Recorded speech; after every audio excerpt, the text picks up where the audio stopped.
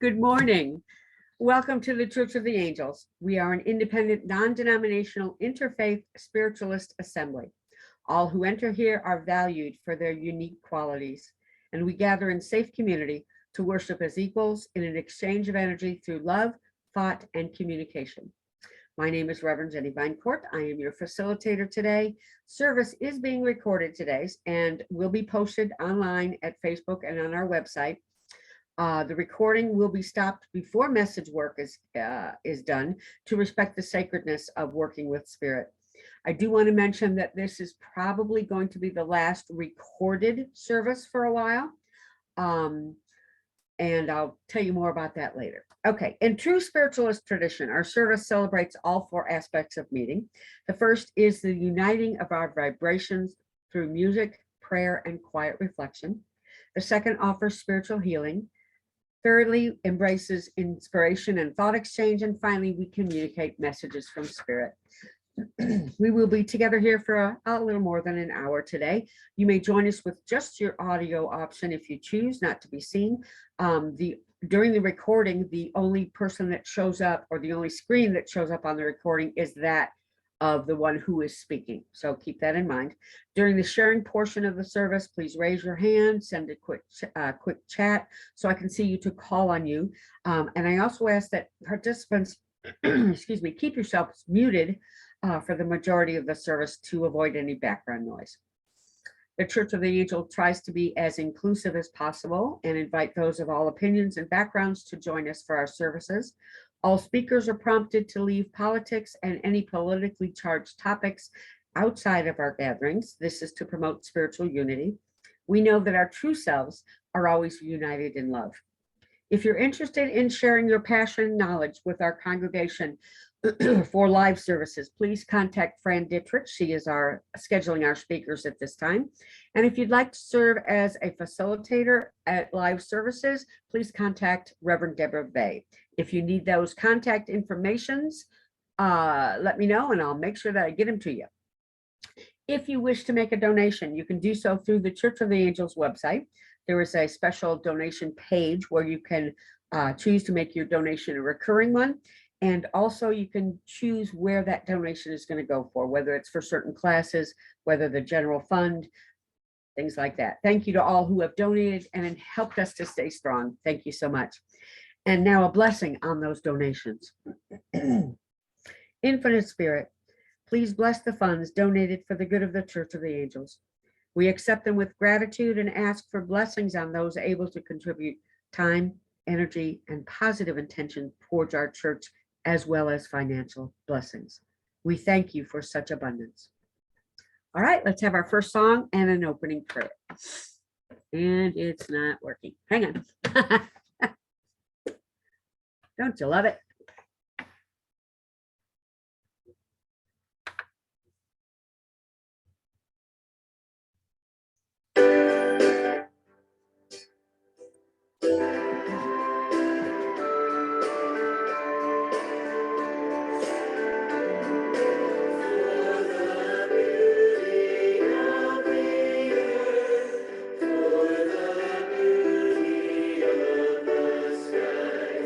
For the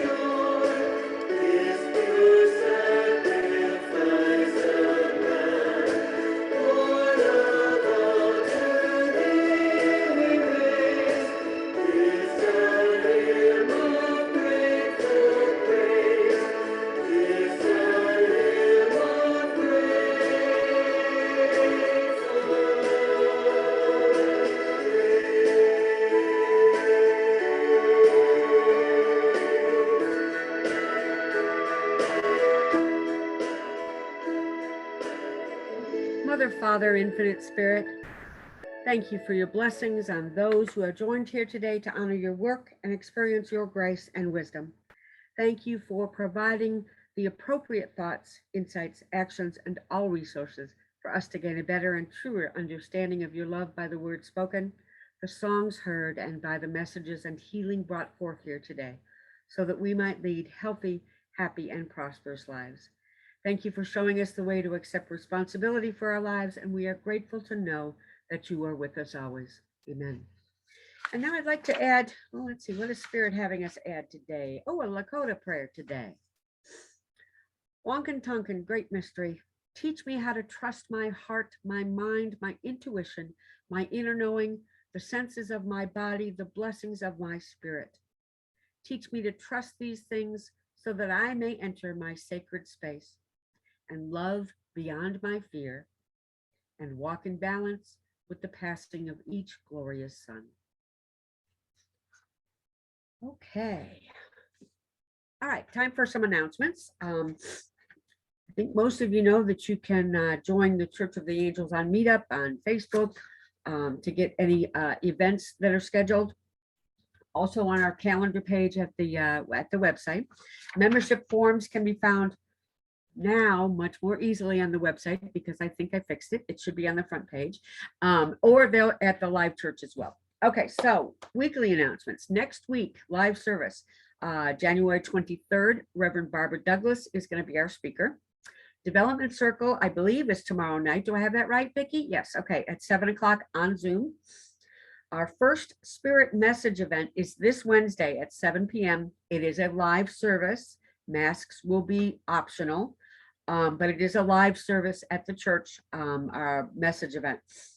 Mel Iani's Sound Healing is coming up on Saturday from 1 to 4. So you can look for details on that online. Ministers, if you are on the list to receive a minister card, please make your payment online. I have begun to send them out. So as soon as payment comes in, I'll ship it out to you, unless I know I'm going to see you. All right, the church directory, also still gathering information for that, so keep that in mind. We are looking to update our technology to assist with our integration of the church and our growth. So we need your help to do so. So young folk out there, meaning younger than me, a lot younger than me, we are asking, and they're asking at live church today too. So hopefully we'll get some tech help because we have some things that the board is going to be talking about that might help grow our church even more in the years to come. All right, we would like to protect each person's privacy and level of concern as we grow and enable us to celebrate gathering again as a church. Now, to afford that, there will be Zoom access available for those who are unable to attend in person.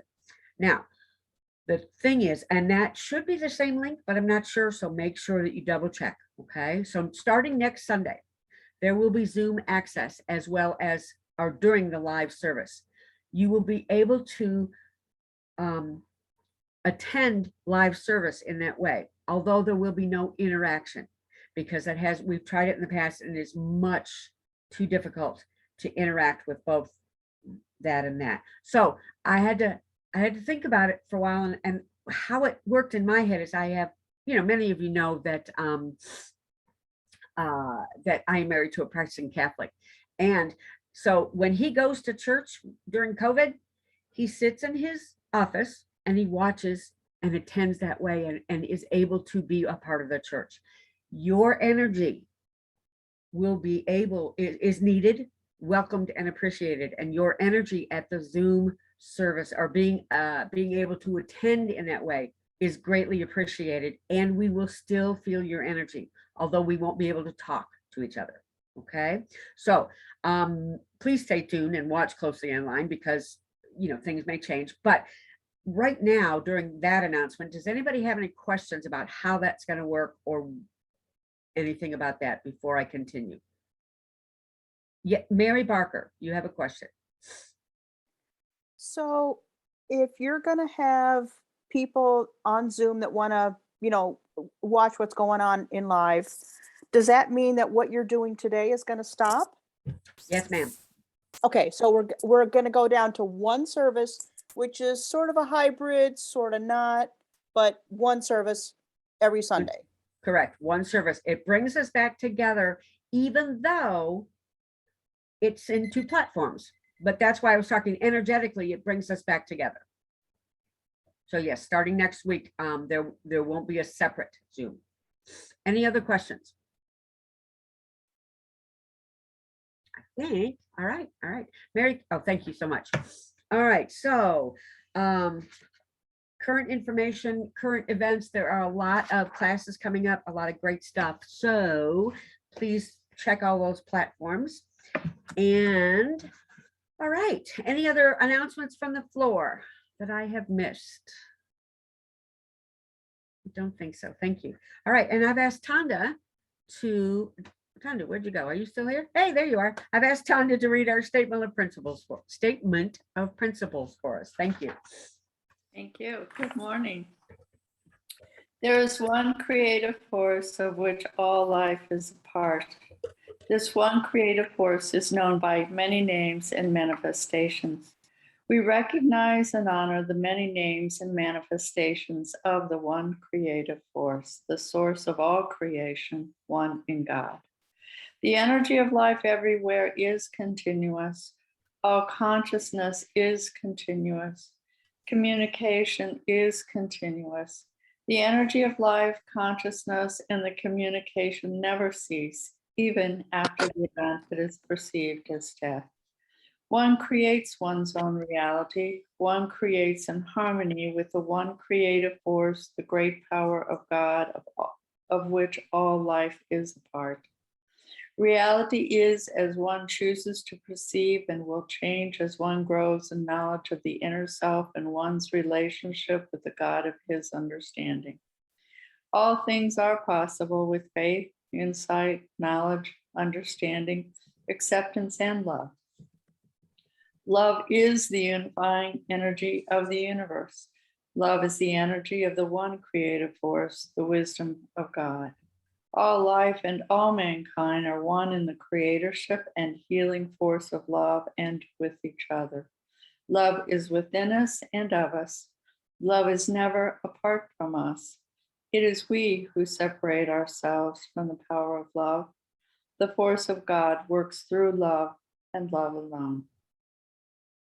Thank you very much, Tanda. Thank you. Thank you.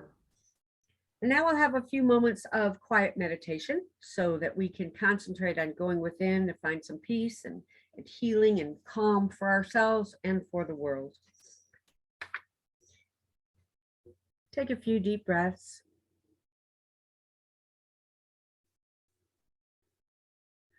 Breathe in peace and calm. Breathe out any negativity, any pain, any fear. Another deep breath in and out. Settle into silence for just a few moments.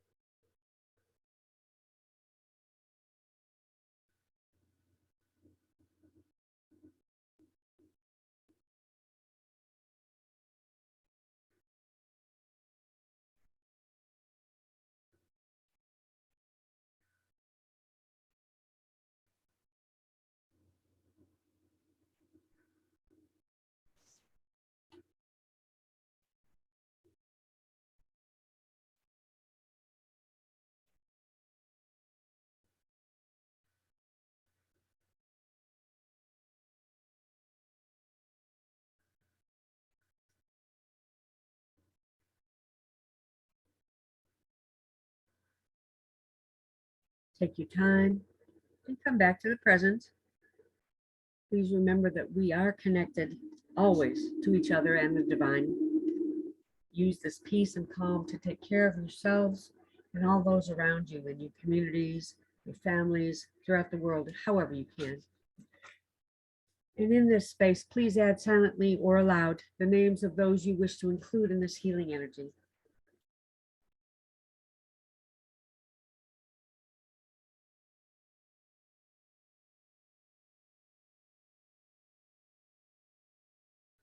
Infinite Spirit, that which we call God, thank you in advance for having already taken care of all those individuals and situations we have called forth.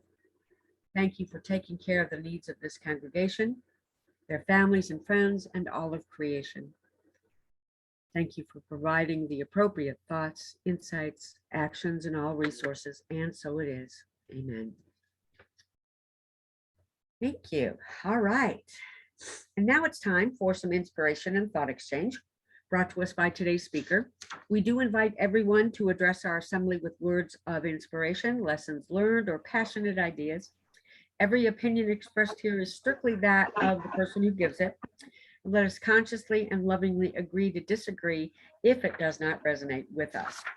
Today, we have Batya Weinbaum speaking with us today. Batya has worked as a medium since the 80s, trained at Lilydale in message and full trance work. She always, as always, she is working on many different projects. I know that she's had a very good year with teaching and whatnot, or at least lately, yes.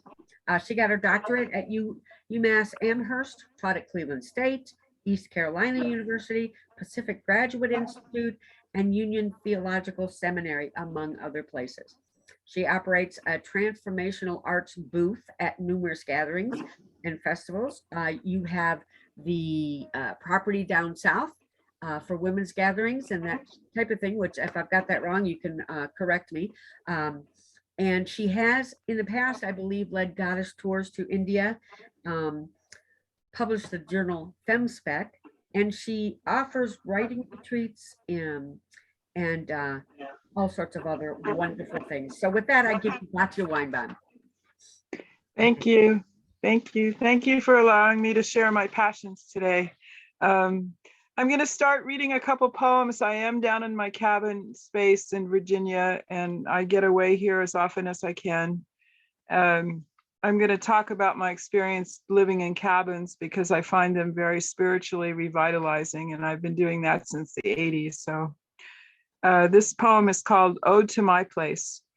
My cabin is the place I go between jobs or in the midst of a demanding one. Yes, I still exist, I reassure myself. I have built up this place, I have bought this land, put the cabin here, brought everything here into its perfect place, lugged in the range, the little camp refrigerator, all the Wonder Woman calendar art, the 2 rolling carts from Michael's, brimming with spices and toilet paper and soaps, the 2 rocking chairs in the summer on the front porch, the bookshelves littered with papers, bills, and books, my art, the art I import, pots and pans, the colanders for draining spaghetti, the propane heater with the pilot light I make burn blue, the orange flames dancing, the purr of the water cooler heating up the jugs I fill with water from my own well, pumped up with equipment I put in. Yes, piece by piece, I built this place up myself, folded all in amidst the trees, under the stars and the skies, beneath the clouds on a clear day. I even put down the gravel, a good resting place in the woods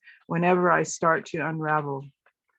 So I wrote that on November 13th, 2020, when I was doing a very intense online teaching job. And then I returned at the end of the job, and this poem is going to be published this summer in Sinister Wisdom. It's called Poem Upon Returning.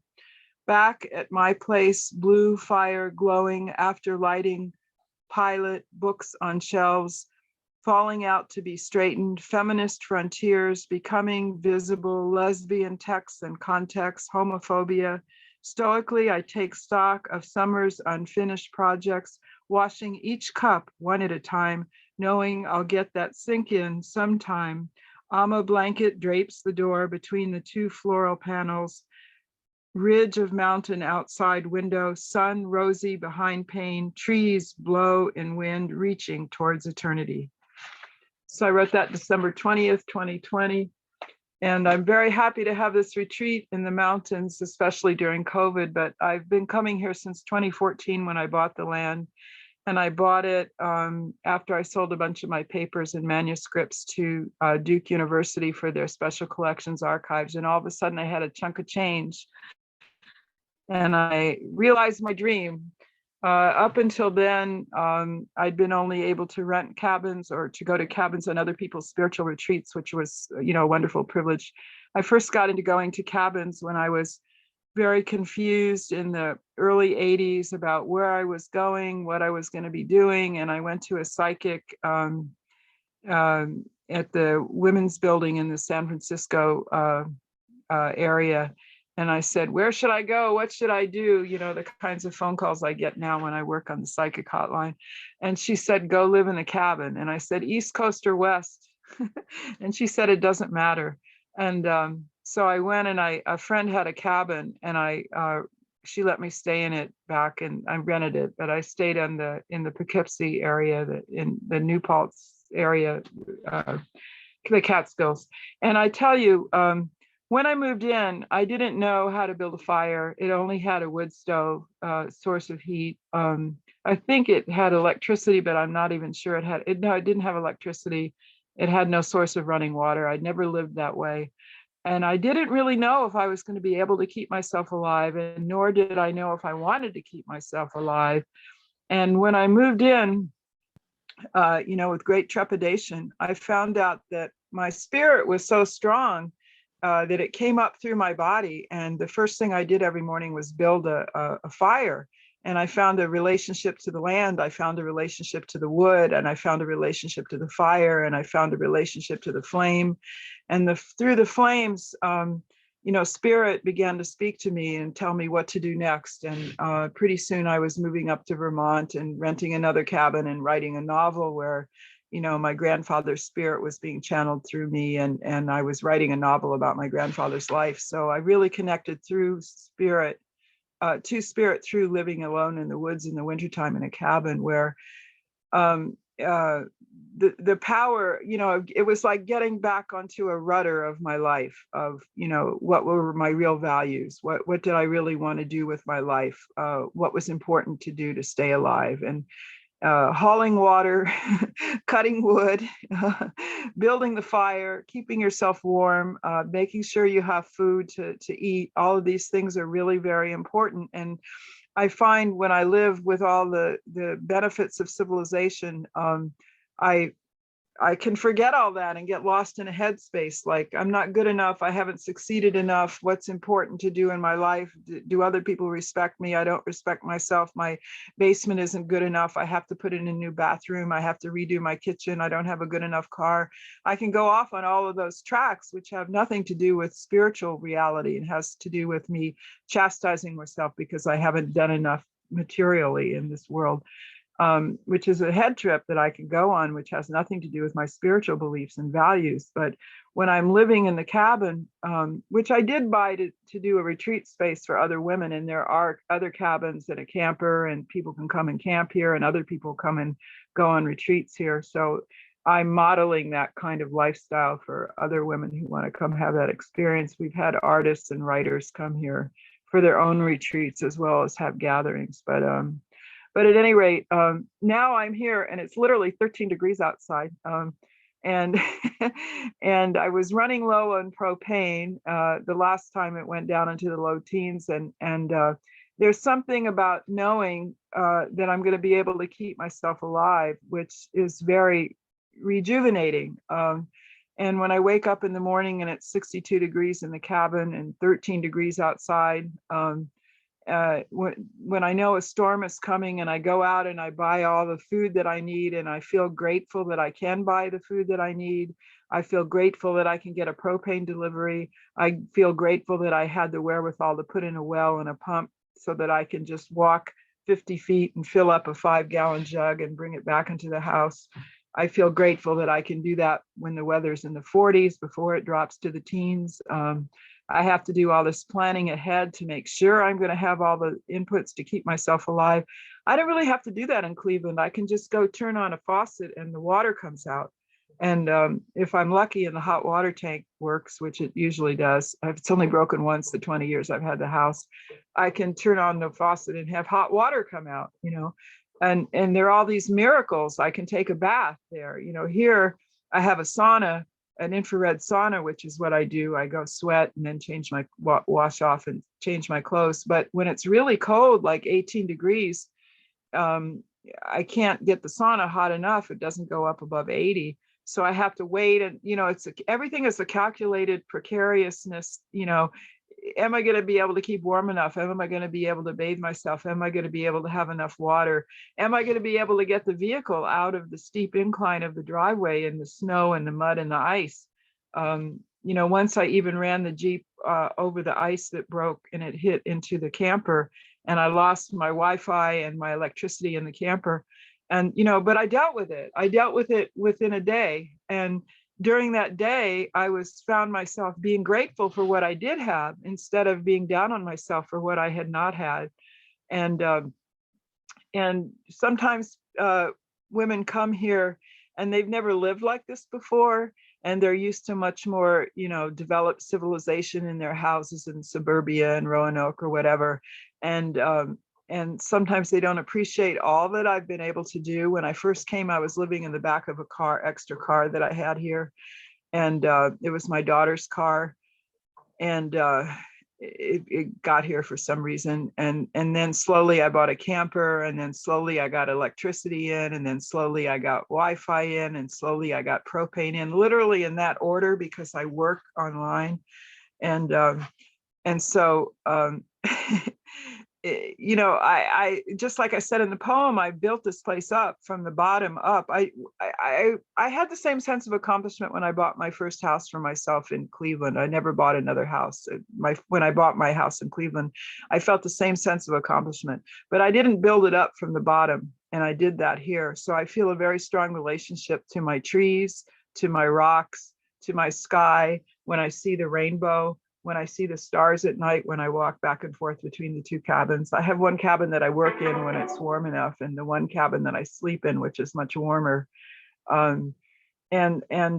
just recommend to everyone that if they're ever out of touch with their spirit, to go on a retreat and live in a cabin in rustic situations. I know I've belonged to Buddhist communities that had cabins before in Vermont.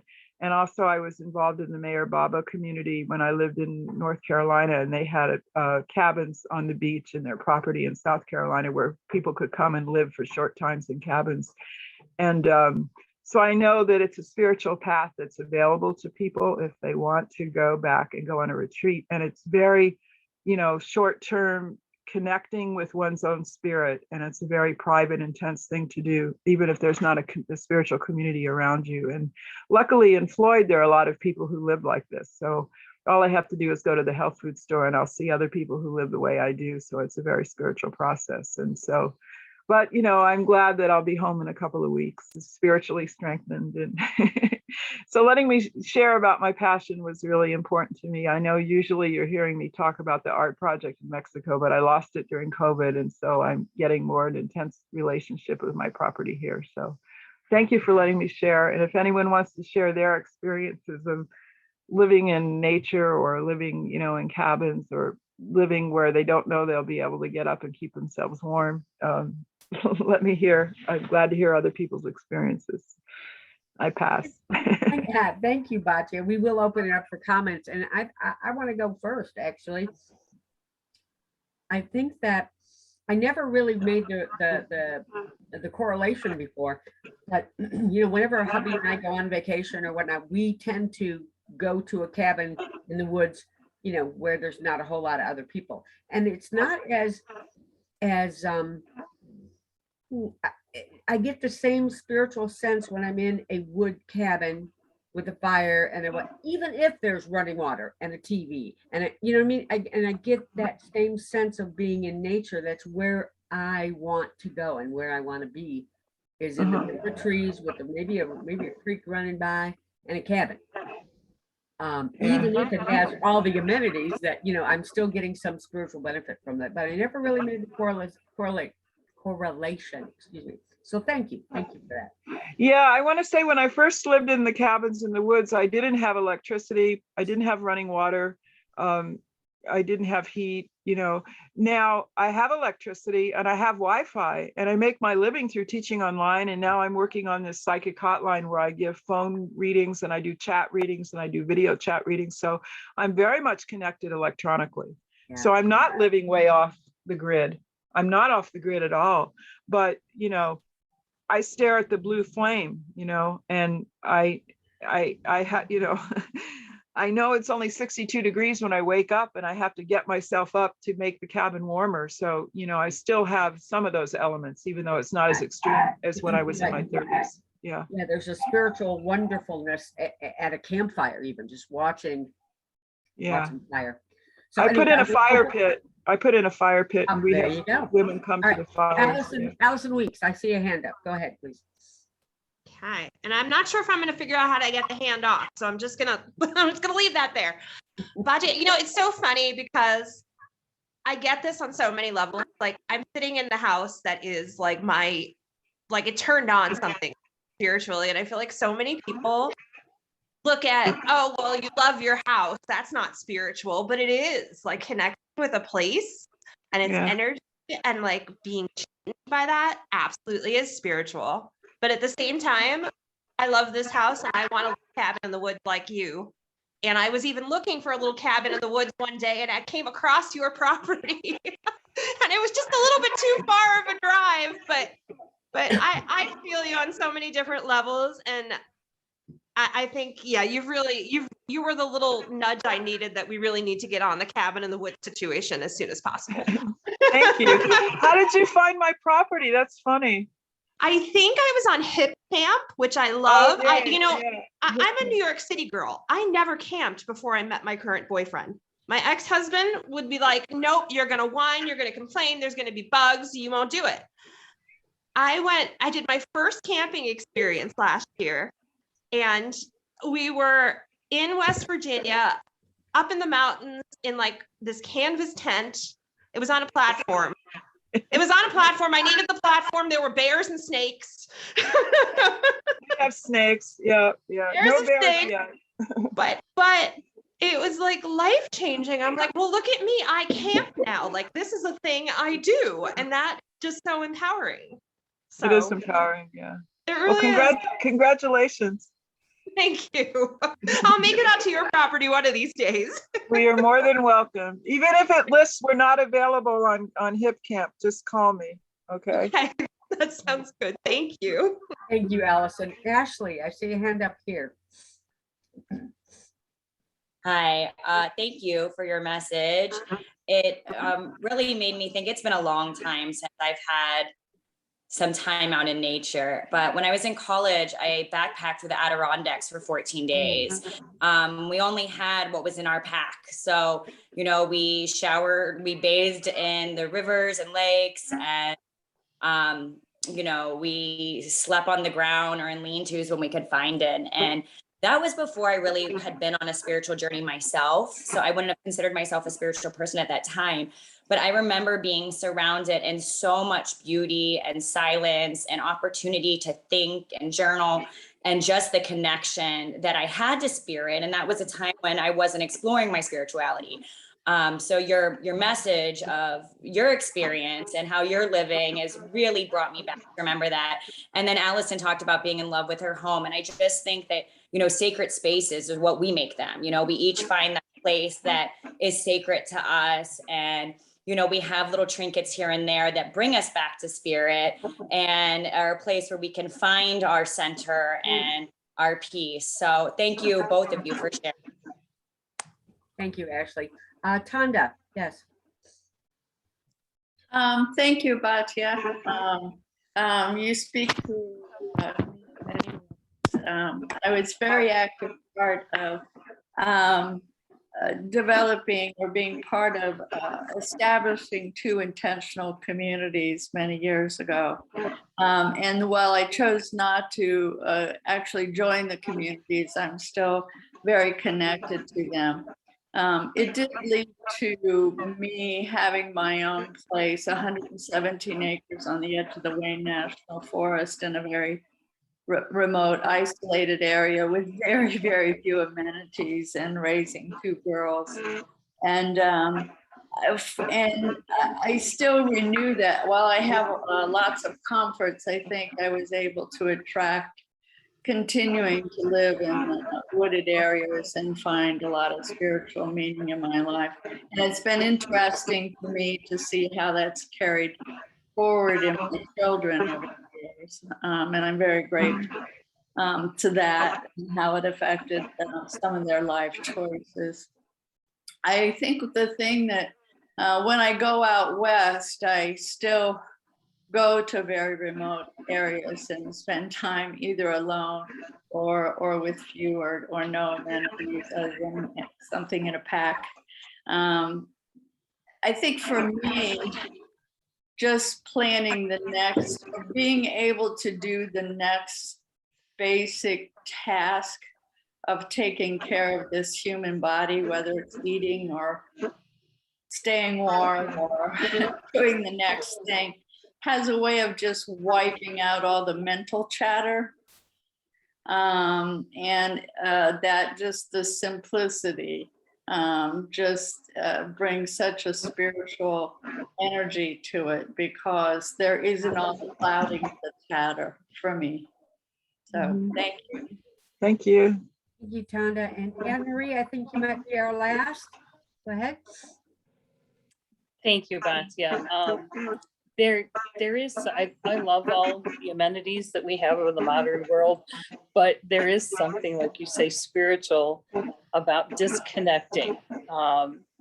I grew up camping as a young child, and even my husband and I would take our children every once in a while. We would go camping, and I noticed now my 3 girls who live in major cities, when they want to disconnect, they, like the one in Boston goes to New Hampshire to a cabin.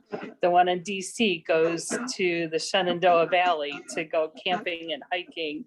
I think my daughter in San Francisco goes to Muir Woods. They all have that wanting and desire to get back into nature. And we take it all for granted. I remember back in 1993, I think it was, we were living in Euclid at the time. We had what they called a microburst, and we were without power for 10 days. And some people just were horrified by it. They just didn't know what to do. And we got out our camp stove. We had our dinners outside on a picnic table. Our neighbors all got together. You know, we would all sit out, and it was, the quiet was beautiful. You had no sound of air conditioners or anything running. And all of a sudden, you know, we're discovering shooting stars and the beauty of the night, because we weren't inside watching TV. So I think it's a good thing every once in a while just to disconnect and go back and experience that nature that you're talking about. Thank you. Thank Thank you, you. Anne Marie. And I was mistaken. There is one more, and this really is the final. Reverend Deborah, go ahead. Thank you. Thank you for giving me some time. Batya, I just want to tell you, you are such an inspiration. You know, that's part of one of the dreams I have. My brothers and I own 14 acres in central Missouri, and my one brother's always telling me, it's not safe, you can't do it, da, da, da. And I'm like, why not? You know, and you just give me so much inspiration by talking about how you just do it and you make it happen. And I really connected to how you spoke about the fire. You just started there with the fire. You just lit the fire, and you allowed the spirit of the fire to talk to your spirit and show you how. And that really, I got goosebumps even just talking about that, you know, that connection to nature is so healing. And it is important, like Allison brought up, to really find that connection with your space. The space I'm in now, I'm having a little bit of disconnection I feel with it, but there also is, I have ravens that live here. There's 5 ravens, and I started giving them some walnuts and just kind of speaking to them. And then the last couple of days, there's been 2 hawks nearby. It's in the neighbor's yard because I don't really have any trees around. I mean, they're around me, but not on the property I'm staying at right now. But it just reminds me also, I think about the property I was at in Hemlock Hills, and it did, when I really got connected to that home and that land, it started with a fire outside, just sitting with the fire. So thank you for bringing that back. I did bring my little portable fire pit here, but I haven't used it. So I think that might be something that I need to just pull out, throw a couple logs in, and just really sit with the fire and wait and see what my direction is. And I appreciate that reminder. And like I said, you are such an inspiration, everything you do. And yeah, and I definitely would love to come down and visit and maybe even plan a women's retreat down there. That would be amazing. So It's great. love you, Good. friend. Thank You're you. welcome. Nice to see you. Thank you, Deborah. And thank you again, Batya, for that inspiration. Thank you so much for agreeing to speak today and sharing your passion with us. Thank you. Thank you. You're quite welcome. I am going to ask everybody to, well, never mind. I'm just going to do it. I'll mute y'all. Okay, for a moment anyway. We are going to have another song to usher in our time for truth and messages. There we go. I can see clearly now, the rain is gone. I can see all obstacles in my way. Gone are the dark clouds that had me blind. It's gonna be a bright, bright, bright, sunshiny day. It's gonna be a bright, bright, sunshiny day. I think I can make it now. The pain is gone. All of the bad feelings have disappeared. Here is that rainbow I've been praying for. It's gonna be a bright, bright, bright, sunshiny day. Look all around, there's nothing but blue sky. Look straight ahead, nothing but blue sky.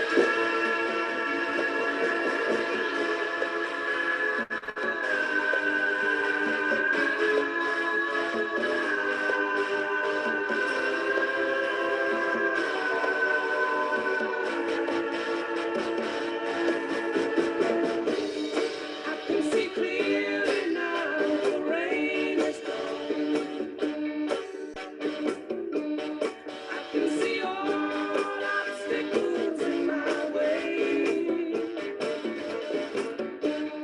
Gone are the dark clouds that had me blind. It's gonna be a bright, bright, sunshiny day. It's gonna be a bright. All right.